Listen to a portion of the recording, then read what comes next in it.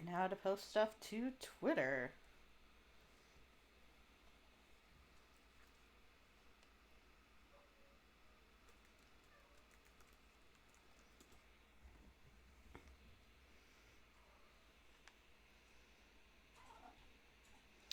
Vincent, now is not the time.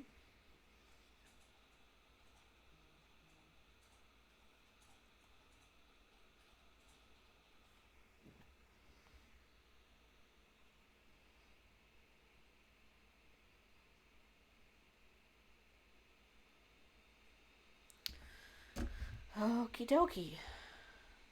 I don't normally have light theme. I'm just not using my main computer.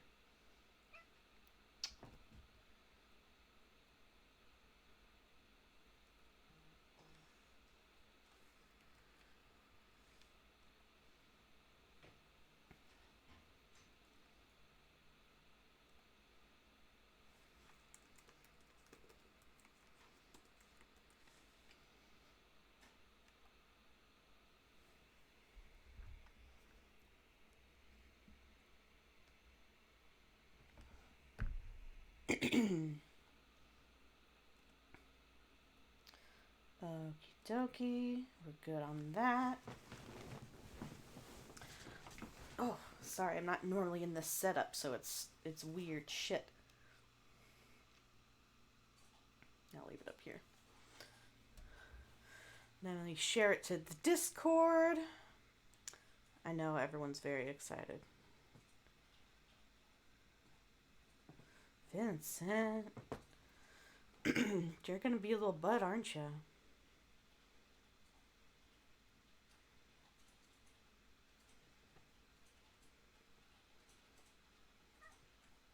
Yeah, that's my cat, Vincent.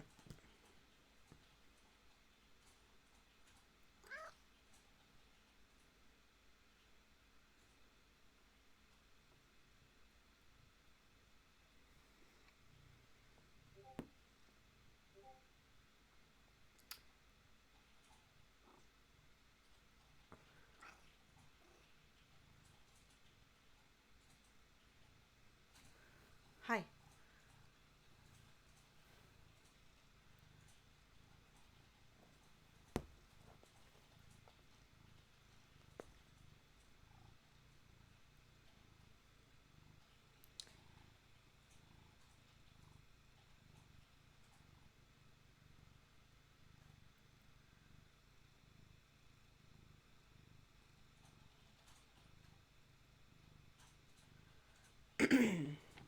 Sorry, it's just taking me a second. I wanted to make sure that this was working. I had to install the Twitch app onto my computer and everything first. And this gives time for people to come in.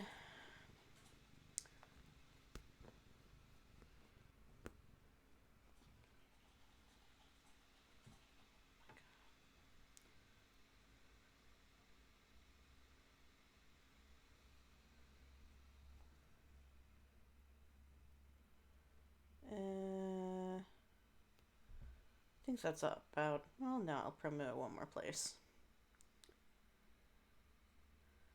Self promo.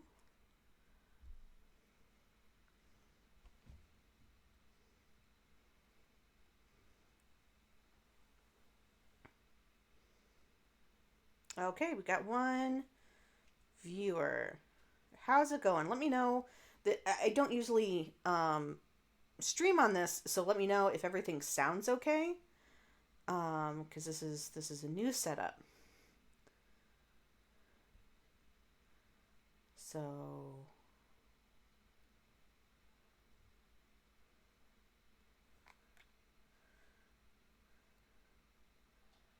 just want to make sure that that is going to be fine. That everything looks okay.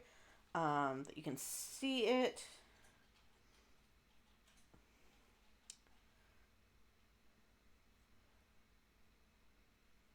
Everything looks fine on that end.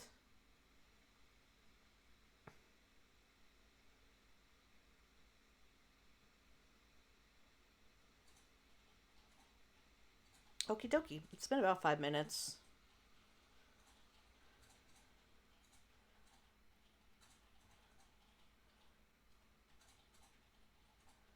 Everything should be good. Let me get my Twitch app back up so I can try to pay attention to the comments, if any happen. Because this is going to be like I'm going to be reading this fic out loud, but like, if you guys want to say something about it or ask questions about it or whatever, I'll tell you shit.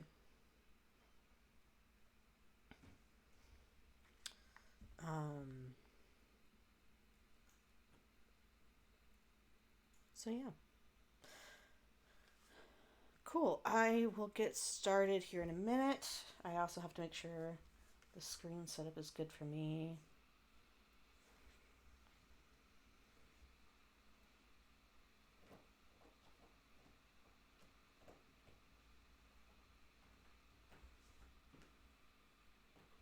Just a little bit bigger. Like, I can read that. I just want to make sure it's good. Okay, so let's get to it. This is my fic. Actually, let me make sure my sound is working. I'm suddenly paranoid. The mic says it's working, but I want to make sure. Okay, it is. Cool. View dashboard then. No, please get rid of that.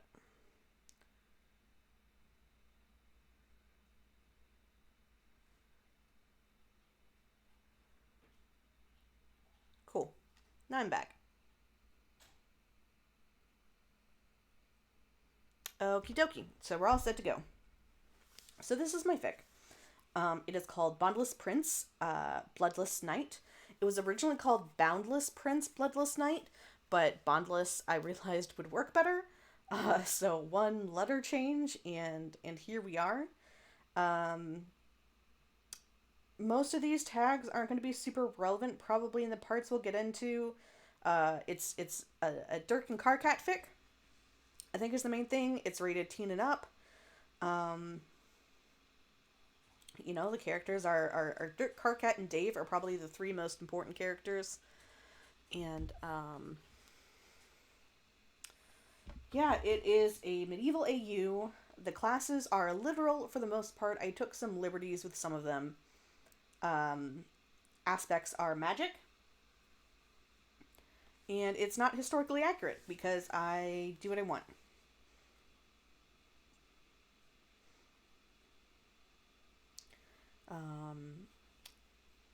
I'll go ahead and read the summary for the series. Prince Diedrich Dirk of Skya has plans, and his knight Carcat finds himself at the center of them and is determined to figure out why. Dirk struggles against all sorts of outside interference to try to make everything fall into place. With seers, fae, thieves, and foreign princes to disrupt the prince's plans and the knight's investigations, the pair will have to put aside their own motivations and trust each other in order to unravel the strange happenings unfolding around them.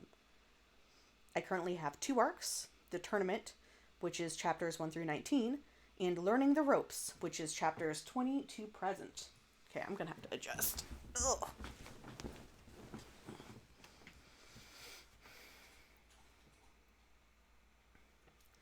And then my notes for the series.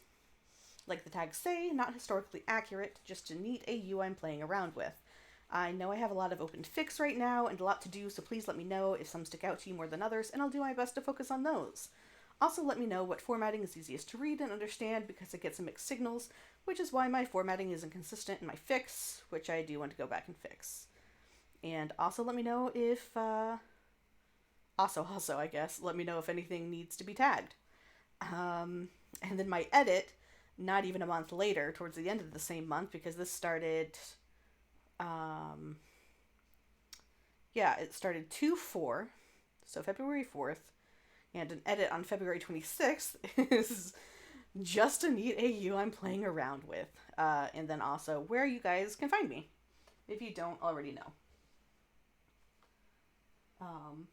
Yeah. Okay, got another viewer. So again, just let me know if everything sounds and looks okay. That should be good, but it's hard for me to tell from where I am. Yeah, so it's really funny because this is just, I planned on this being like 3 to 5 chapters tops. We are currently sitting at 23 chapters published. So, yeah, I didn't really stick with that at all.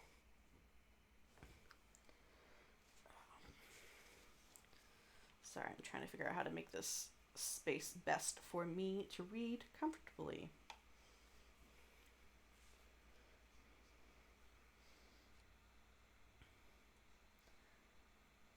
Chapter 1, Caught. The prince is caught spying on his knights and has to come up with an alternate plan. The prince announces a tournament, and two of his knights are suspicious of his ulterior motives. Ulterior motives. It's going great.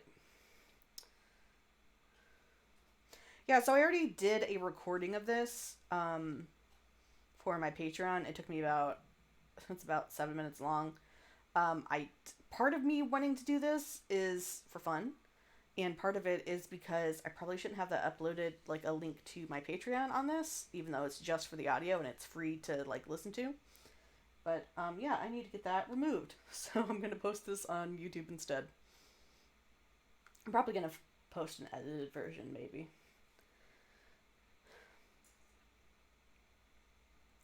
The prince always kept a close eye on his knights, but usually not when they could tell.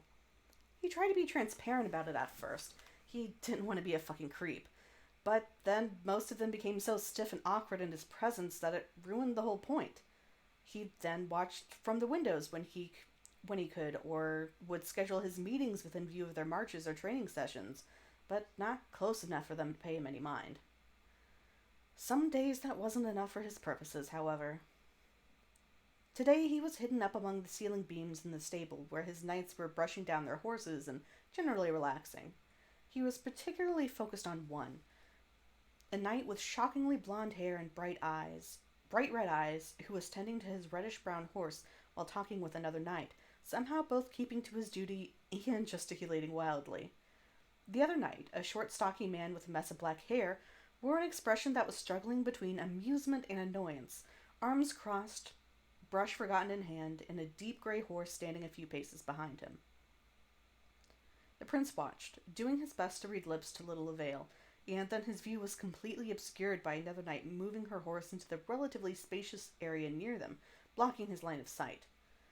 The prince nimbly crawled across the beams to find a better spot and winced as one creaked below him. It was soft, so almost none of the knights heard him. Almost.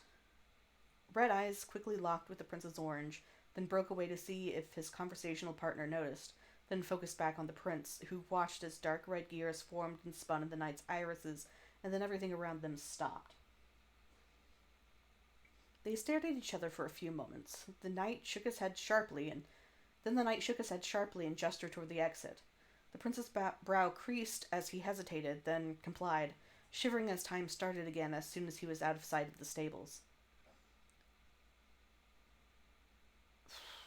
I always want to edit this, and I always forget to. Especially at this time, I was having trouble slipping between my tenses. My mic audio might be a bit low. Let me turn that up.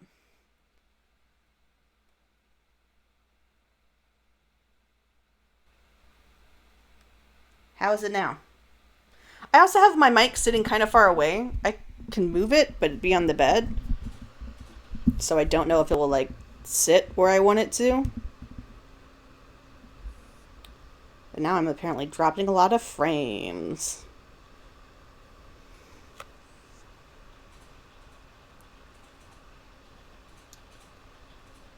Okay, it's better. Okie dokie. Okay, well, hopefully the mic doesn't fall on me. We're dropping a lot of frames, but, like, I just have the one that I need to scroll a bit, so it shouldn't be bad, hopefully. Okay. But yeah, so I messed up my tenses here. And I get to point it out to you over and over. The prince goes back to watching the knights in an official capacity. He got deep frowns from the red-eyed knight, but no more magic intervention, so he doesn't stop. What surprised him was the deeper pair of red eyes, watching him with disdain. The short knight who had been talking to the prince's target of interest before, the knight who had been the most nervous, the most eager to please when he was around, now glared at him with open distrust like no one had ever dared to before. The pair of knights were almost constantly together, and the short knight had taken a habit of obscuring the prince's view of the other any chance he was able to. This gave the prince an idea. There was a murmur through the waiting crowd, curious as to why they were summoned to an impromptu court. Certainly such things were not unknown from the king and queen, but as of yet unheard of from their son. The knights shifted uncomfortably in the back, used to only being invited for more ceremonial events than a meeting of advisors and nobles. The knight with red eyes had a reassuring hand on his scowling friend's shoulder, then gripped it tightly as he caught the sight of a shock of bright blue in the crowd. The scowling knight snickered before being hushed by his tense siblings in arms. Then everyone stilled as the prince made his way up the several stairs of the dais onto the small but still regal throne. He sat casually, elbows resting on the arms of the throne and one heel on a decorative edge of the legs. But his eyes were, as always, attentive if not piercing, knowing if not unnerving. He waited a few breaths, then gestured for the herald in the wings up on the dais. The herald made it to the second step before stopping, looked nervously to the prince, who nodded. Then he unrolled the scroll he was holding and spoke. His Royal Highness, Prince Diedrich, Lord of the Bilious Plains, founder of the Autonomous Guild, conqueror of the... The prince subtly twirled his fingers. The herald choked on a breath, coughed, then continued. Has gathered you all to announce a tournament for his loyal knights, and any noble that dare stand against them in celebration of the upcoming harvest season. Events include archery, armed and unarmed combat, and horseback racing. Those who prevail will be rewarded with gold and fame, with a yet unannounced prize for the one His Highness deems as the most worthy of it. Registration for the events will be held in a fortnight. His Highness looks forward to your participation. The herald rolled his scroll back up, then gestured to his right and said, Please proceed to the dining hall for a small meal as thanks for your attendance, where a representative will be available to answer any questions. You are dismissed. He then bowed to the prince, who nodded back, then to the court, then left, opposite from where he gestured. The prince watched, still and silent, as his court and knights shuffled out of the reception hall, a rumble of voices growing louder as they went. A pair of dark red eyes judged him silently, then refocused on his friend, who was moving quickly, if erratically, through the crowd of nobles. The prince watched the pair until they disappeared from view and the hall empty, then followed his herald out, gesturing to a waiting scribe to leave with him. He had a lot of preparations to make.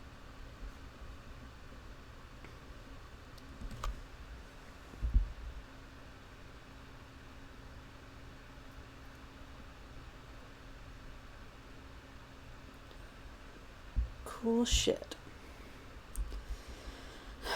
Okay, we are on chapter 2. Registration. Well, let me see if I have anything to say about the first chapter. It was just kind of like, I kind of thought it might just end at the first chapter, to be honest. I had recently posted the Magnus Archives crossover. Well, not really crossover, like Magnus Archives Homestuck AU. And I really thought I was going to be getting back to that this was just a fun idea I had thought up on my way to work. And my Magnus Archives one was going to be the big one, but so far that sits at one chapter, and this one is the one I've been working on forever. So yeah, I feel like the first 2 chapters are in a style that's not quite the rest of the fic. There's not a lot of dialogue.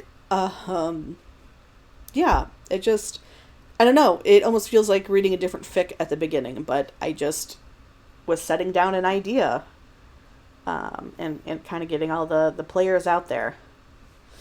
So, that's kind of what's going on with that. So yeah, chapter 2, registration, and then chapter 3 is when we start getting into what more of the tone of the fic is going to be. Prince Diedrich was rarely seen outside of the castle as the day of registration approached. He was mostly cloistered in rooms with treasurers, artisans, chefs, and a whole host of other people, waving off his hovering advisors, insisting they could take care of things. Of note to the pair of red-eyed knights was how often their captain was meeting with the prince, but when pressed, she just flashed her too-sharp grin and said, "Just wait," much to the excited curiosity of most of her knights, but to the wary displeasure of the two inquiring. Soon enough, it was time for everyone to regather and sign up for their desired competitions. Once again, the nobles gathered, conversations abuzz with anticipation. The buzz fell to a whisper, then to silence as Prince Diedrich arrived, followed by a flock of advisors, a herald, a scribe, and two servants carrying a long table on which the scribe placed several sheets of parchment, quills, and ink. The prince sat on his throne, more truly casual than the deliberateness with which he usually appeared so, his eyes just barely tinged with weariness. When everything was settled, his herald looked to him, then, at his nod, ascended 2 steps of the dais and said, "His Highness, Prince Diedrich, Lord of the—" The herald paused, glanced at his liege, who simply watched him, then continued. "Lord of the Bilious Plains welcomes you all back and thanks you for your eagerness to participate in his tournament. When you are called forward, simply sign your name or stamp your crest on each sheet for the event you want to participate in. Since some of the events are limited, His Highness would like to first introduce you to his knights and give them first pick of events." He focused on a figure at the entrance to the hall on the far side from the dais and said, "Captain Pyro, at your leisure," then gave a small bow. The figure bowed back, then gave an ear-splitting whistle. Servants on either side of the entrance opened the doors and cleared way for the troop of knights to march forward, single file, through the crowd of nobles, then split off to either side of the dais once they reached it until they formed a line of about 24 bodies in front of it. The herald frowned slightly as he took another step up the dais to keep the whole hall in view. Captain Pyrope stood in front of her charges, grinning widely as she bowed to the prince, then faced the crowd of nobles. Okay, real voice instead of a one-line voice. "Knights of the Kingdom of Skya," she called out. "Skya is the kingdom we defend," her knights called back. "To whom have you sworn loyalty?" "We swear loyalty to our prince. Long may he serve the people." "To whom do you offer your lives?" "We live and die for those who need us, the helpless, the innocent, the citizens of Skya." "Today is not so dire, my brethren. Today you are recognized. State your name in the competition in which you will show why you are the best of the best, worthy above all others to protect your prince." She turned and nodded to the knight at the far right, who sounded off. Prince Diedrich barely paid him any mind, nor the next few knights, until Dave Strider, armed combat and horseback racing. His voice is even, and his words are quick, and the prince is expressionless as he filed the information away. God, I keep getting tripped up by the switch and shit. Then he turned his attention to the next knight. "Karkat Vantis, and I respectfully decline His Majesty's generous offer of reward, and will instead focus on protecting the civilians watching the tournament while my comrades are otherwise occupied." There was a bite in his voice, undermining his polite wording, and the prince had to hide a smirk behind his hand. Strider was shaking slightly, then tensed as their captain rounded swiftly on Vantis, a growl in her voice as she snapped. "Your request is noted, but participation is not optional." She looked to the herald for confirmation, who in turn looked to Prince Diedrich, clearly out of his depth, who nodded, using the gesture as an excuse to hide more of his mouth. The herald cleared his throat. "There will, be alternate sources for security during the festivities, though His Highness appreciates your dedication to your duty." He glanced back at the prince, who gave him a thumbs up, his other hand now practically covering the entirety of the lower half of his face. He knew he wasn't being subtle, but it was good for his court and his captain to understand his amusement and not look too harshly on the knight. Vantis stiffened, then reclined his head to his captain. "If that is how His Majesty wishes to utilize my training, then I am honored to comply." Captain Pyrup frowned deeply, but didn't say anything further. Your, chosen event, Sir Avantus? The herald prompted. Armed and unarmed combat, came the short reply. There was a moment of awkward silence, then the captain gestured for the next knight in line to continue. Prince Diedrich let his mind wander, the rest of the proceedings holding little interest to him. He passively watched as the last of the knights announced their names and intentions, nodded when they turned and bowed to him before leaving, and ignored the bustle of nobles rushing to the table once the herald announced it was time for them to sign up. He was far, far too preoccupied with a pair of deep, burning red eyes. So this is very, very early on is when I started to realize it might be longer than I thought, because I did not expect registration to take a whole day. And if registration was going to take a whole day, the tournament, or a whole chapter, the tournament might take more than one chapter. It might even take 2 or 3 chapters, which is when it turned from like a 3-chapter fic to a 5. Sorry, I'm fucking with my mic. Because it's on my bed, and I'm moving around.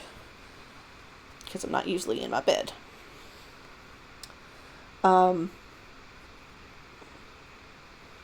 Yeah, mostly the registration was an excuse for Carcat to, be a little dick and be like, fuck you, I'm not participating, and everyone being like, but you gotta, and him being like, fine, I guess. So that is that.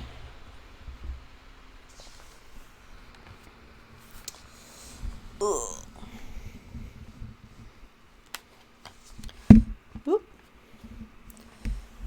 Sorry, I'm just trying to get comfortable. Hold up, we'll move on to the next chapter here in a second. I'll go ahead and start up with it.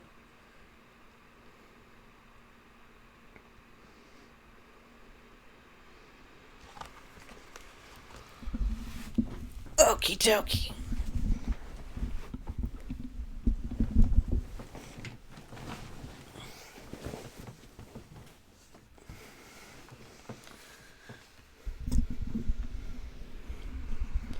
Okay, this should be good, I think.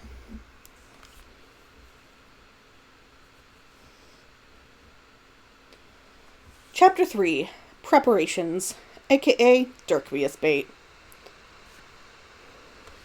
Gotta clean my glasses.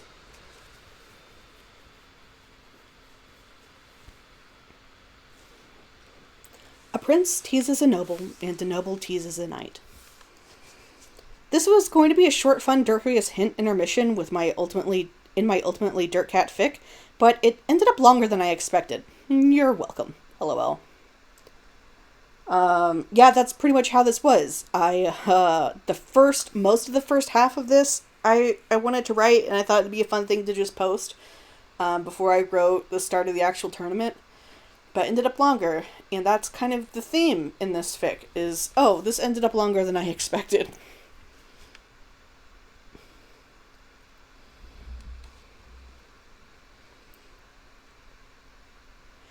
The tournament was set 2 months from the date of registration, and the castle and small cities surrounding it was filled to the brim with anxious excitement. Everyone was quickly piecing together their best wardrobes, or fine-tuning their recipes, or building structures, or honing their training, or any number of things to get ready. And Prince Diedrich was right alongside them.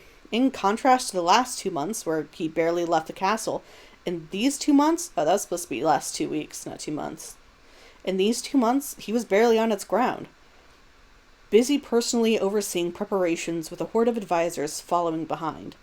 But it wasn't just advisors he had to brush off. The city's nobles were also always right on his heels, one particular noble more than the others. The prince was overseeing the repairs of an old grandstand while also discussing a proposed menu with a member of the Bakers' Guild, but his attention was repeatedly dragged to a nervous, if rather handsome and sweaty, noble who had been staring at him unblinkingly for the past hour with no real attempt to approach him. The noble had also appeared at just about every site the prince had attended the past week, with the same result. The prince refocused his attention to the baker and wrapped up the last of the preparations, sending him over to one of the treasurer's assistants to work out payment. Then he turned his full attention to the awaiting noble and approached, watching with mild amusement as he got more nervous and sweaty as he did so. He seemed to be struggling between standing straight to show respect and slouching to not be too much taller than his liege, and ended up settling into an odd half-shouldered slouch and a crooked grin as he dabbed at his face with a damp handkerchief. Fuck. This had gone past annoying to very amusing and was quickly making its way toward endearing. Prince Diedrich easily schooled his expression, however, and merely waited as the noble excitedly attempted to introduce himself. Your Majesty, thank you for taking the time out of your day to lower yourself to speak with me. I look forward to the upcoming show of strength you have announced. But forgive me, I have not introduced myself. How shameful for someone of my station. Please, if you feel the need to make an example of me for such deplorable manners, I will not resist. In fact, it is your duty as ruler of this land to do so, and I quite insist you discipline me immediately. Oh, yes. This definitely took a nosedive into endearing. Oh, God, what's my Dirk voice? I always forget my Dirk voice until I do it. You still haven't introduced yourself, is all the prince said in reply. This is his first line of dialogue. Just in case you didn't notice, he does not speak until he speaks with Equius. The expression, all color drained from his face, was one the prince had assumed to be extreme hyperbole until this moment. The noble bowed deeply. I am Equius of the Zahak house, Majesty. The prince inclined his head. Ah, yes, the horse breeders. My knights get their steeds from you. Lord Equius looked up in pleased shock. You know of us? Of course I do. Is it not my duty as ruler to keep track of my most loyal subjects and their contributions? Of course, your Majesty. Forgive me for implying otherwise. That is most unworthy of me. I insist you punish me appropriately for my many transgressions. The prince waved a dismissive hand. How can I help you, Lord Equius? The noble straightened back into his awkward half-slouch. I would never be so presumptuous as to ask for your assistance. I merely wish to be prepared if you need any of mine. The prince considered this. What would I need your assistance for? Lord Equius balked. Forgive me. Assuming you would need my help is an even greater crime. Tell me how I may find atonement for this grievous misstep, and I will rectify it immediately. As tempted as he was to continue teasing the poor noble, Prince Diedrich said, Think nothing of it. Would you like to oversee the setup for the horseback racing trail? I planned on looking over it tomorrow morning, but more pressing matters have arisen, and it is your area of expertise. The prince had, in fact, reviewed the track and made sure it was to his liking the previous week, but having someone well-versed in horses double-check the safety standards certainly wouldn't hurt. Not to mention a reemergence of Lord Equius' smile was worth something. Yes, of course, I would be honored, your Majesty. Thank you. Thank you. The noble patted the handkerchief over his forehead furiously as he bowed and rushed off to get started on his task. Speaking of tasks, as pleasant as a distraction as it still was a distraction, and the prince had much left to do. He called over the foreman and had her walk him through what repairs had been done so far and the timeline for what was left, and any improvements she thought would be appropriate, his mind already planning out what progress he expected from the next stop.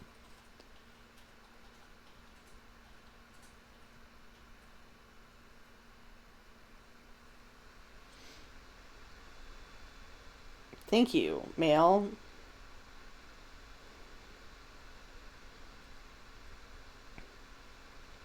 The knights had their own preparations underway, taking more scouting trips on the roads around the city with a steady influx of citizens, more and larger groups arriving with each passing week. Any free time they had was spent training. Captain Pyrope made sure of it, but she honestly didn't need to give them the extra motivation. The tournament was for them to show off, and by the gods they were going to do it.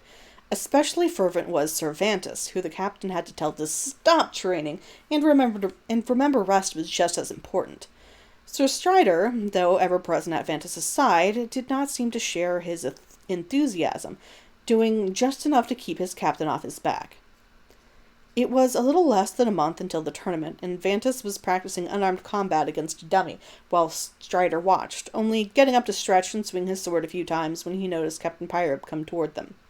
As soon as she walked past, his swings grew lazier, and once she was out of sight, he pointed the sword to the ground and rested on it like a short cane.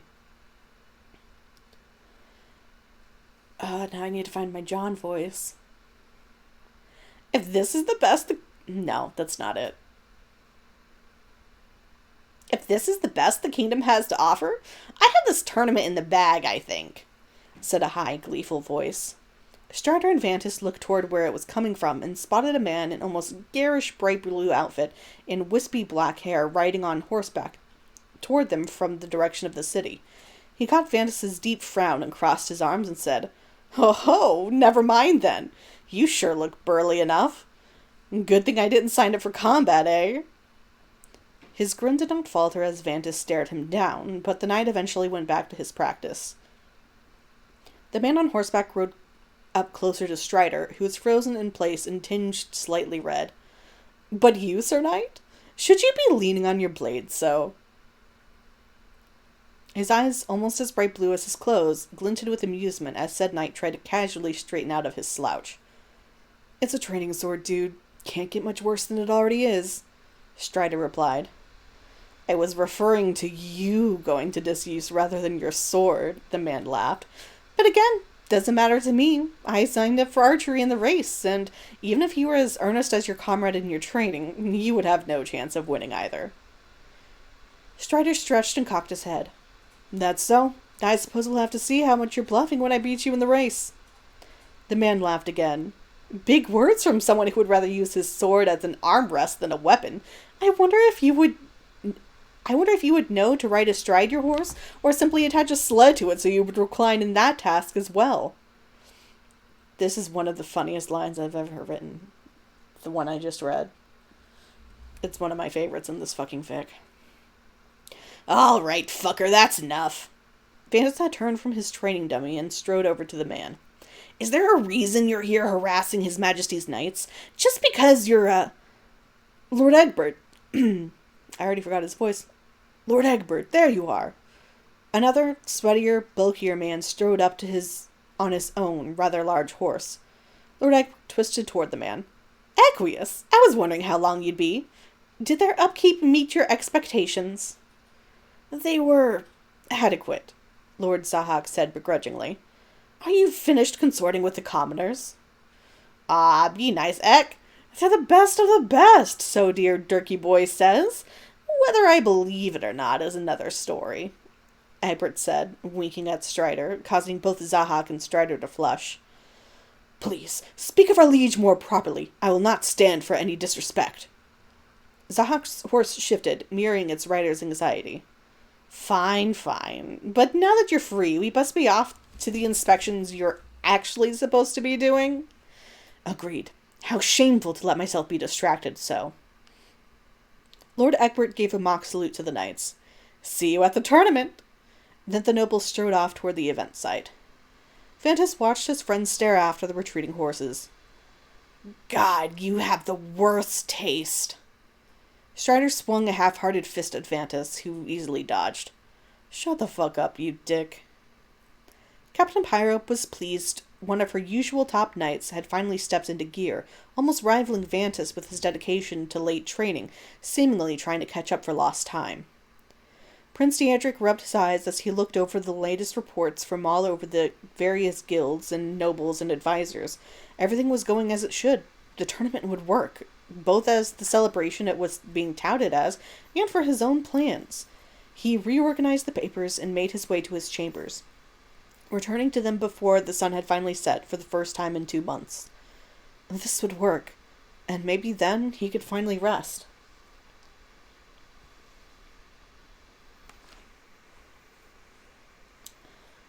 So yeah, that chapter is way more in line with the rest of the tone.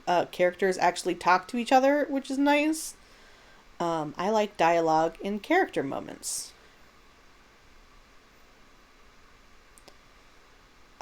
And this is where the chapter titling gets kind of stupid. I've thought about going back and redoing it.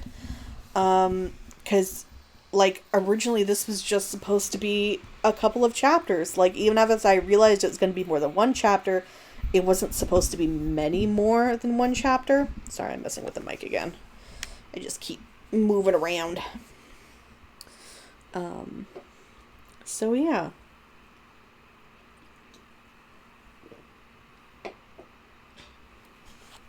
So chapter 4, Tournament Day 1. Yeah, it's been about 40 minutes. I think I've been streaming for about 30. I think I'll take a pause and retweet everything so people know I'm still going. If that sounds cool to you.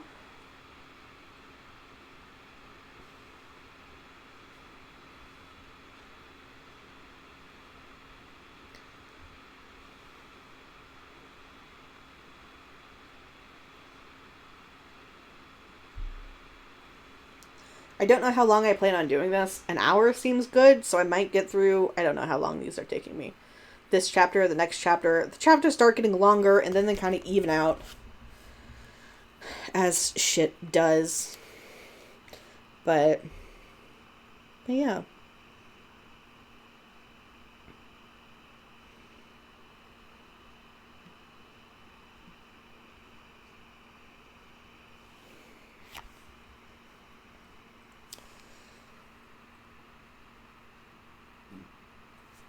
Okie dokie.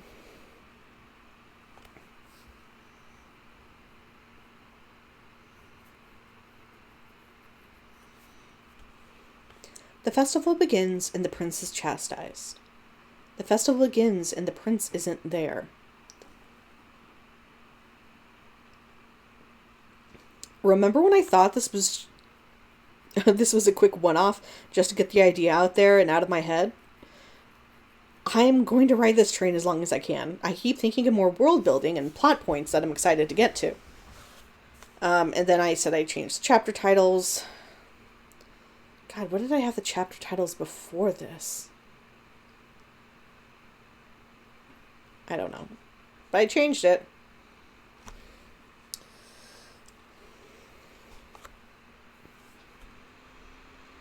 Oh, hey, got another viewer. Hi, viewer. How's it going?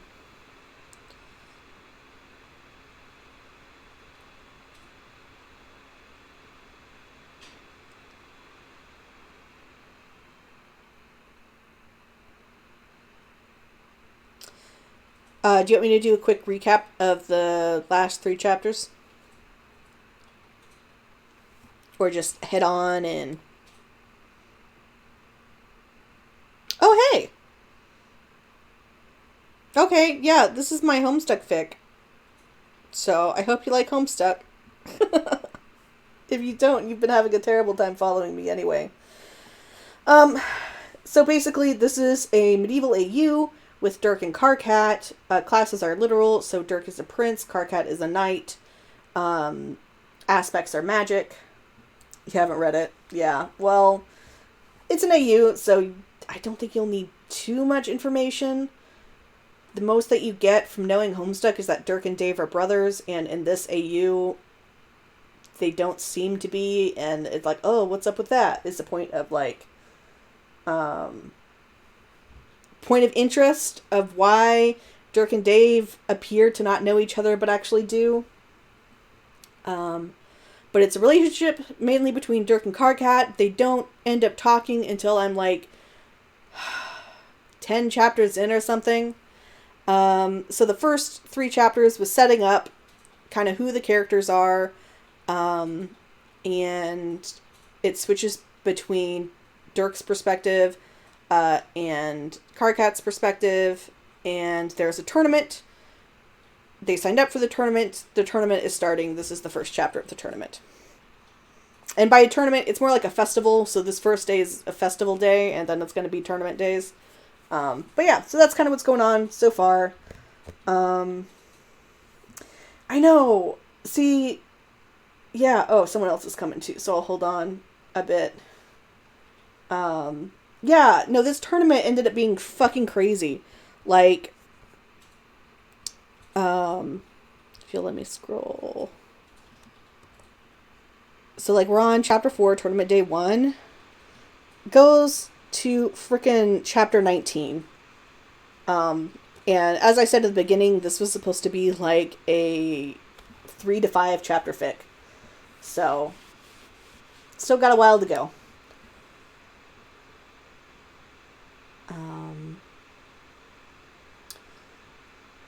But yeah, I think I saw someone was coming.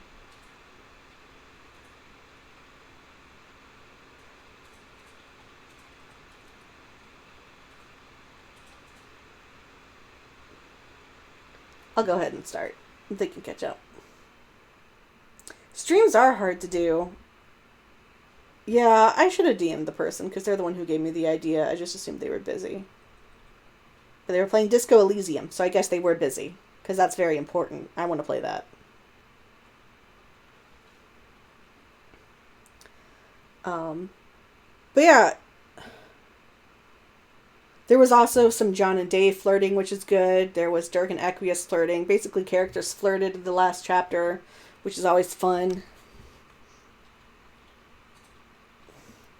It seems like it's a cool game, Disco Elysium. It seems like it's got cool mechanics and shit. It seems up my alley for shit.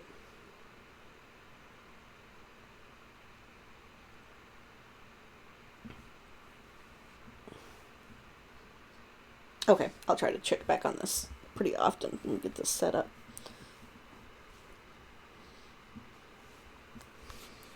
Okay, so we're here, chapter 4, tournament day 1. The week of the tournament had finally arrived. Well, to be precise, the actual tournament was only 3 days, and there were 2 days before and after for relaxation and celebration, with vendors rotating to make sure everyone was able to participate if they wished.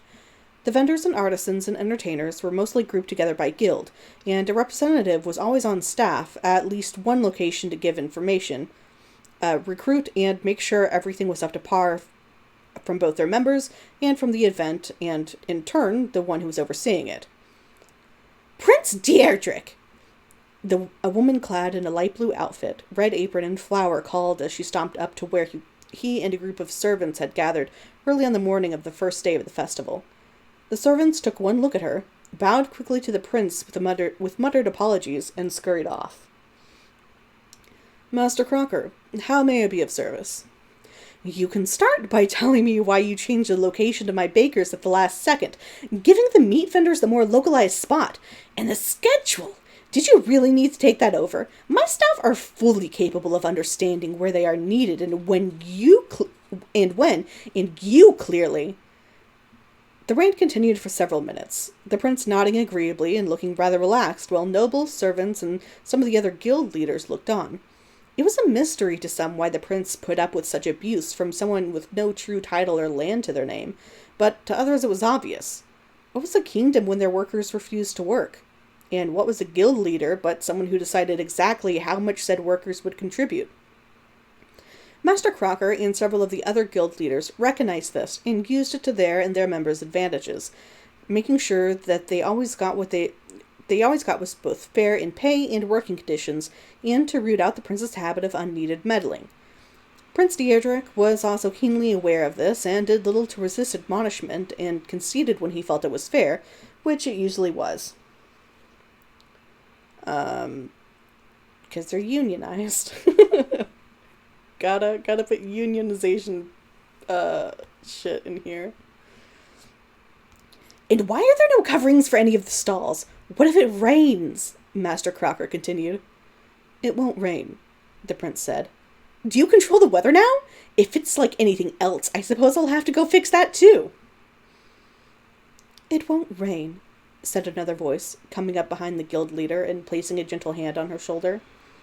Crocker whirled around, ready to give a similar tongue lashing to the newcomer, then broke into a smile and bowed. Seer! Come to keep his highness in line, then.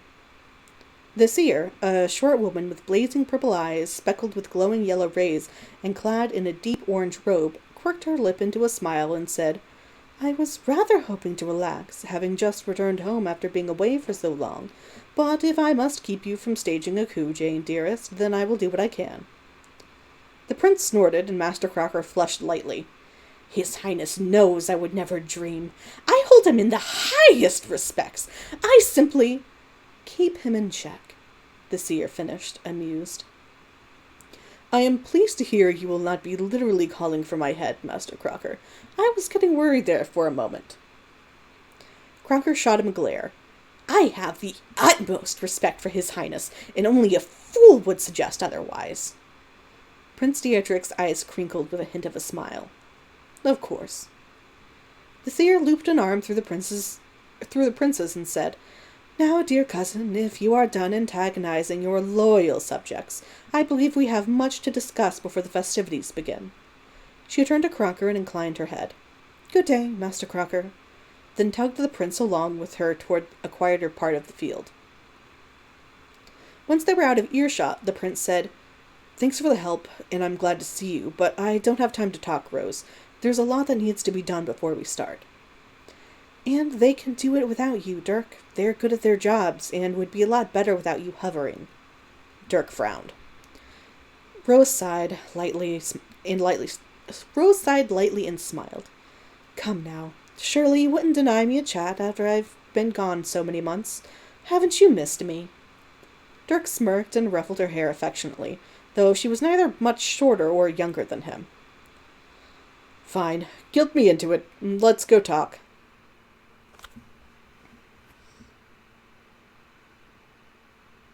Oh, hello, Bucky. How goes? Sorry I didn't, DM you, but, yeah. Have fun playing Disco Elysium, though.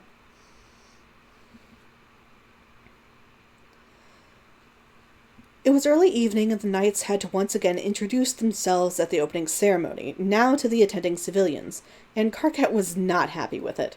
He eyed the hired security with suspicion, and complained heavily about the whole affair to his closest friend. Dude, Dave said, cutting off a rant before yet another could begin. We get a week off of our normal duties, only have to actually do anything for one day if we don't win our first couple of rounds, and the rest of the time we get to fuck around and eat and watch some dipshits. What more could you possibly want? None of that, Karkat snapped back. He paused, then muttered, He's up to something. Dave sighed dramatically. The prince, you're still on about that?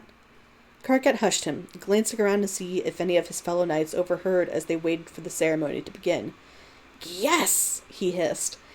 And I know you think the same. Don't try to fucking deny it, Strider. I can smell your bullshit from a mile away.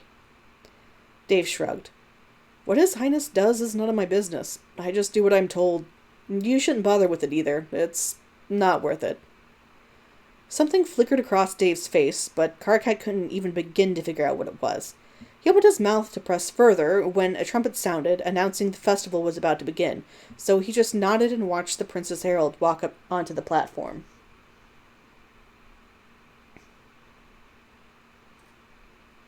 Yeah, so I wanted to give Dirk a fancier name, and I looked and it's short for Diedrich.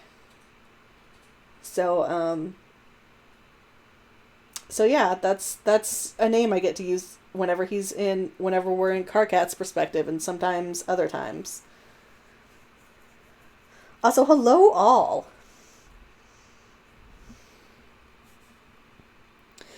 His Royal Highness, Prince Diedrich, Lord of the Bilious Plains, founder of the Autonomous Guild, conqueror of the Shade Ogres, peacekeeper of the Dursite, and heir to the Sky and Throne, the herald began, welcomes you to the celebration of the upcoming harvest and invites you to enjoy the festivities and tournaments to come. He has generously provided a wide array of food and drink for you to enjoy, and asks you to instead direct your coin to the many artisans showcasing their wares. But before you take part, some introductions. The troop of knights were called up to the stage, and it went almost word for word as their first introduction did, just with Bantis begrudgingly listing his competitions rather than first trying to opt out of them. Next up was the nobles, which Karkat mostly ignored, except to jab Dave and snicker when Lord Egbert announced his intentions, and he ignored the guild leaders as they were introduced as well. Instead, he searched for the prince. Where was he? He had been so focused on pulling this all together, so why was he not here at the opening ceremonies? He barely noticed when the herald wrapped up, once again listing the prince's numerous titles, until Dave nudged him and gestured through the parting crowd, toward some of the booths. Everyone's going to food first thing, so want to check out some of the other shit until it clears out? Karkat shrugged and followed his friend.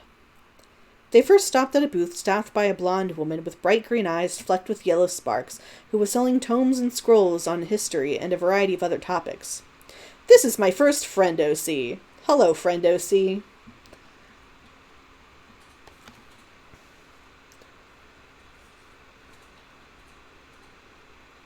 Oh, some people call it Broderick? Yeah, Deirdrick is great. Much preferable.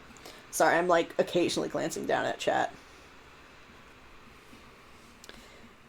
Some of them glowed as the pair approached them, some more brightly than others. Lets you know what's most relevant to you, she explained. But Karkat was too put off by the display to purchase anything. Aspect wielders were always a bit unnerving to him, especially for seemingly frivolous uses, and Dave seemed to agree, though they never actually spoke about it. Hint for this part, for those of you who weren't here, Dave uses his aspect in the first chapter. Nothing else immediately caught their eyes, though it seemed a good number of stalls were not yet open. They headed over to the food vendors and grabbed some mincemeat hand pies from the Baker's Guild, Dave stuttering at the friendly plump woman in a red apron that winked at him before bustling off to serve other customers. Karkat rolled his eyes and dragged him away, muttering, "One pursuit at a time, Strider." Speaking of pursuits, though a wholly different kind, the prince's lack of appearance nagged at the back of Karkat's mind, and his eyes endlessly searched the crowd. His Majesty was normally uncomfortably involved in whatever grabbed his attention, which he had seemed to be in this festival more than most anything else before. And he was up to something. Something to do with Dave. Karkat was sure of it, and he didn't like it one bit. But Prince Deirdrick never made his appearance, and before too long Captain Pyrope strongly suggested that her knights leave so they could stay rested until it was time for their events. And so Karkat tried to ignore the twist he felt in his gut. Not like he would be able to change anything even if he could figure out what the prince's real motivations were. Maybe it was best to just do what Dave said. Who was he to stick his nose in royal business? Dirk had retired to the castle before the opening ceremony had begun, at Rose's insistence, though she seemed almost as preoccupied as he was. At dinner, she told him stories of her visit to the liminal forest and the fae that resided within, so passively it seemed more like a second-hand account than something she was actively involved in. There was something she was leaving out, but Dirk did not press it, more relieved that he didn't seem to be needed to do more than just listen. They both retired early, but Dirk kept replaying the talk he had with Rose after she rescued him from Master Crocker. "She really does respect you, you know," Rose had said, sitting on one of the benches set up to watch the archery contest.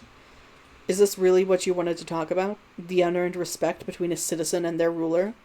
"Dirk." "Rose," he said, a touch of warning or weariness in his voice. "Dirk," she said a little more fiercely. They stared at each other down for a moment, but he broke first, and she sighed. "Why are you doing this?" Rose asked. "I need to make sure he's okay, and I..." Dirk pinched the bridge of his nose. Rose patted the seat next to her, and he complied. "I have a plan that will let me keep an eye on him while still respecting his boundaries."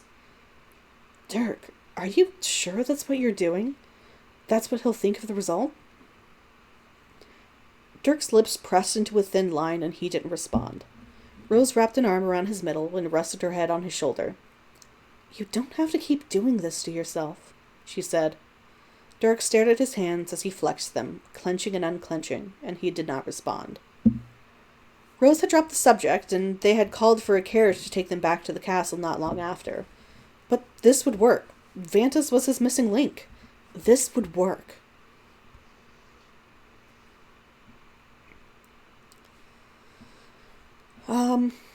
So yeah, first chapter down, definitely more of the style for the rest of the fic. Not first chapter of the tournament down. It's a long fucking tournament. Um, yeah, I don't have much to say about it except, put some union propaganda in there. um, it's good shit.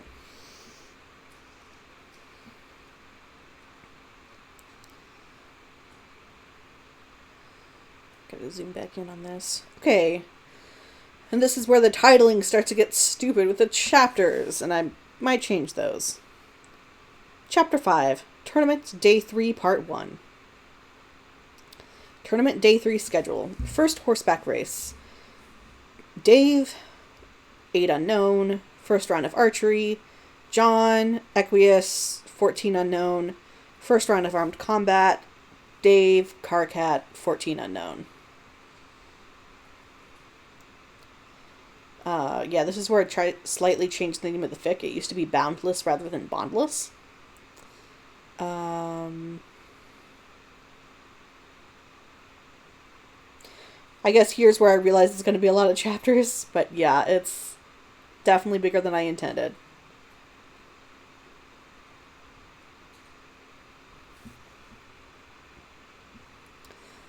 It was the third day of the tournament, and Carcat was pacing anxiously next to Dave, who was saddling his horse in order to keep the horses safe. The races had been split into three groups of 9, and the first 3 to finish each race would move on to the finals on the 5th day of the tournament.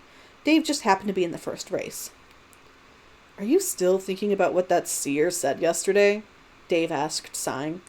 "A fucking course, Dave. What did she mean about my path diverging?"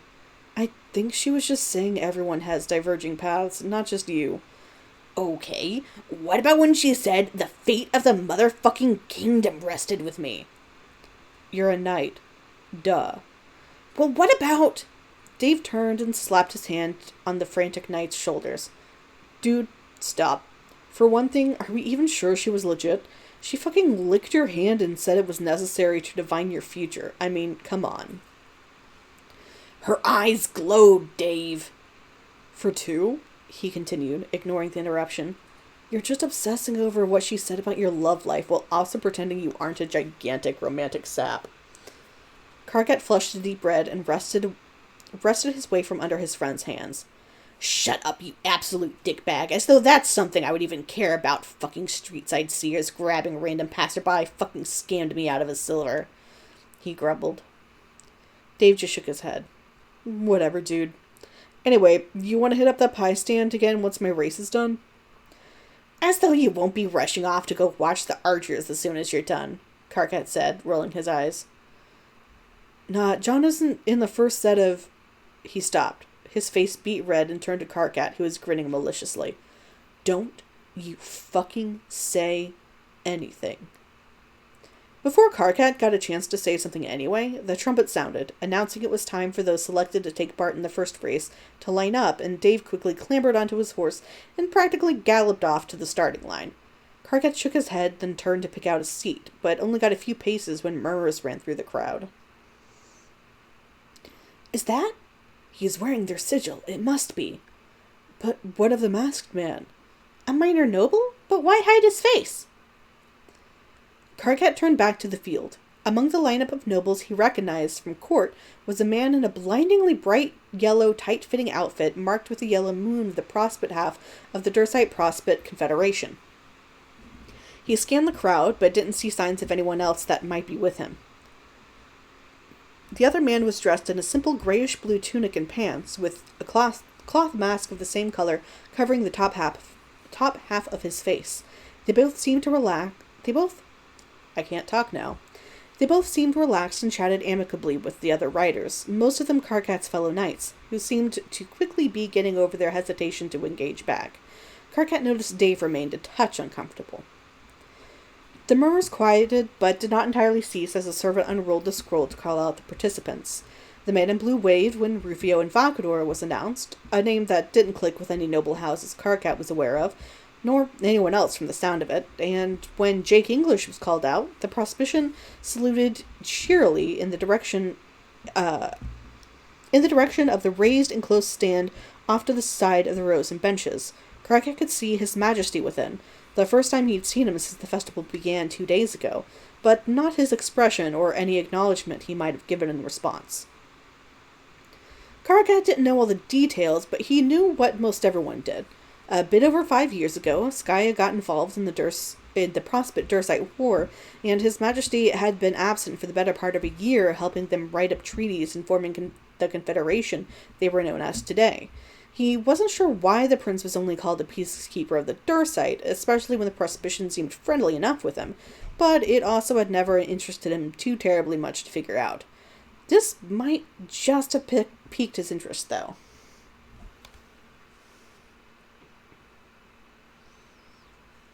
Okay, awesome. Have fun. Well, I guess fun vet appointment. That's the thing you say. Have fun at your vet appointment. Sure.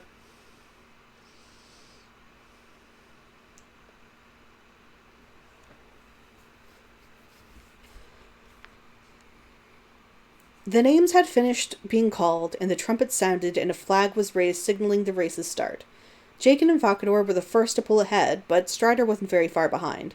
Dirk tried to focus on him, and only him, but his eyes kept slipping to Jake, watching as his horse navigated the slight slope of the large U-trail took them on to keep them in sight of the audience. Why was he here? The princess had sent missives that they'd be joining, but had given no word of anyone else entering the competitions. Who had allowed this and not told him? And why the hell did he want to come? The man in blue posed similar questions, but Dirk had a fairly good idea of what group he belonged to, and was more curious what he and the others were up to, what he and any others were up to than worried. Dirk focused back on Strider, who was pulling ahead, almost neck and neck with Jake, but still trailing behind Invocador. What could Jake want, and why was he brought along without Dirk knowing? The Prospician Prince wasn't known for being very forthcoming, so he had doubts he'd find out anything useful from him. This was stupid. He shouldn't be overthinking this. It didn't matter. Strider was falling behind, and Jake was catching up to Invocador as they entered the last leg of the race. It didn't look like any of the other knights had any hope of catching up, and Dirk figured the race was pretty much in the bag. The exact order of the top three finishing not actually meaning much, just that they would qualify for the final race in 2 days. He hadn't exactly planned on attending the archery competition, but with the two surprises here, he probably should. First horseback race results: Dave Strider, Jake English, Rufio Invocador. Moving on to the final race on day 5. Dirk slipped out the side entrance and down the ladder and headed over to his booth to watch the archers, only to find Rose there ahead of him, who smiled and waved as he approached. Dirk eyed her warily as he sat next to her, idly watching the workers finish setting up. "How did he do?" she asked. "He made it to the finals." "Good. Why are you here?" Rose patted Dirk's hand. "I feel I owe you some eventual explanation for this next surprise." Dirk frowned. "What did you do?" "You'll see." Dirk didn't press it. He was more interested in something else. "Did you know he'd be here?" "Dave?" "No, Jake." "Oh. No, not exactly. I saw someone, but nothing stood out to me as important for my purposes, so I failed to look in deeper. I'm sorry. I would have warned you had I known." Rose squeezed his hand. "It's fine. It's been years. This shouldn't even matter. I have more important things on my plate." "You're allowed to still be hurt, Dirk." "I can't afford to be distracted by petty things like this." "You're just human. It's fine," Rose said, squeezing his hand again, but Dirk jerked it away, resisting the urge to move away a few paces because he knew people were watching. They always were. "I can't afford to be human," he hissed. Then he sighed and clenched his hands, trying to release the tension. His next words sounded calmer, but carried the same intensity. "The king and queen are gone. My brother is gone. I'm all that's left." Rose pursed her lips. "You say that like you've accepted it, and yet you've—" A trumpet sounded, announcing the start of the archery competition. Rose tisked and said, "We'll speak of this later." Dirk nodded noncommittally, staring straight ahead. There was enough room for 4 pairs to compete at once, which they were only doing to get the preliminaries out of the way more quickly. The first 8 took their positions, 2 nobles and 4 knights. Dirk didn't really care about Lord Zahak and the prince from Durs, Aridin Empora, who was looking down his nose at the knight he was paired with. One blast from the trumpet for everyone to raise their bows, another to begin firing. 3 arrows in the target, and the points would be added up to determine who moved on to the quarterfinals. The prince couldn't stop himself from snorting as Lord Zahak required a new bow between each firing, as he broke the bow each time. Somehow he still managed to do better than the noble against him, as he was cleared to move on to the next round, along with the Dursite prince, a noble, Lady Damicarmia, my second friend OC, and a knight, Sir John D. Carr, my third friend OC. The 4 of them bowed to Dirk and rose. Well, 3 of them, Prince Aridin, just stared them down, and departed the field. The next 8 contestants took their places while servants rushed to remove the previous arrows. There were 3 nobles Dirk recognized, as well as 2 knights and a masked woman in deep blue, who he assumed was with the man from the race, a man bearing the sigil of Prospect, sitting in a wheelchair, and a woman he definitely did not recognize, who was so pale she practically glowed from beneath her heavy cloak. Dirk turned to Rose and raised an eyebrow. "Is that?" he asked, but she just smiled lightly and nodded to the crowd. Sir Strider was finding a seat, Vantus right behind him, both with steaming meat pies in hand. Vantus gestured to one of the nobles, Lord Egbert, whom Dirk found rather agreeable, and grinned as Strider swatted at him. Then he caught Dirk's eye, and his face turned stony. He tugged on Strider's arm, who was about to sit down, and moved them to seats that were more obscured from the prince's view. Dirk ignored the look that his cousin was giving him, which was easy enough as the names of the participants were being announced. The masked woman was called Roxy Strider, a name that wouldn't draw any suspicion, as Strider was a common last name for orphans or those otherwise without a family, but confirmed Dirk's owns about what group had infiltrated his tournament. Bold as brass as always. He looked to Rose, who seemed amused, then back to the rest of the contestants being announced. The man from Prospect was Tavros Nitram, a name he couldn't place from his time visiting the country. The cloaked woman was Kanaya Miriam, and though Dirk kept an eye on Rose as she was announced, she betrayed no emotion, so Dirk simply had to wait. A trumpet blast to be ready. Nitram maneuvered his chair to be sideways so he could twist and give himself elbow room. A second to begin. Miriam's 3 arrows were drawn and shot, almost before Dirk could process the first being pulled out of its quiver. The noble up against her dutifully finished her 3 shots, but it was clear her heart wasn't in it after the first. Nitram and Roxy also did well, if a bit less impressively so, which Dirk was sure irked Roxy to no end. The last to win was Lord Egbert, who was shaking hands with the knight he defeated while craning his neck to look over the crowd. The 4 winners bowed to Dirk and Rose, and everyone began making their way off the field, either back to the grandstand to await the next event or to the vendors. Dirk looked to Rose for the promised explanation, but Rose shrugged. "Looks like she didn't want to show off too much yet." "That wasn't showing off?" Rose smiled smugly, which is to say, Rose smiled. "You'll see." First round of archery results. Lady Dami, Lord Equius, Prince Aridin, Sir John D., Lord John, Kanaya Miriam, Roxy Strider, and Tavros Nitram. And now it has been a bit over an hour. I think I will end it here, because that is a lot of talking. So yeah, I don't know how often I'll do this, because this was just, someone mentioned it to me, and I'm like, yeah, that's a good idea, I'm going to do it now. So, might be tomorrow, might be later this week. I'll send out notifs on Twitter and everything as well. Thank you guys for joining me. I hope this was interesting. I have many, that's not what I'm trying to do. I'm trying to scroll. Many more chapters. You will let me. Nope. I don't get to do that, I guess. There we go. I know how to use a computer. It's fine. But yeah, I'm currently on 23 chapters, so there's plenty more to read. Almost 50k words. So, yeah, if you like it, check it out. I also have extra stuff that I will be showing you guys when I get to those points. But yeah, again, thank you for joining me, and I will see you guys later.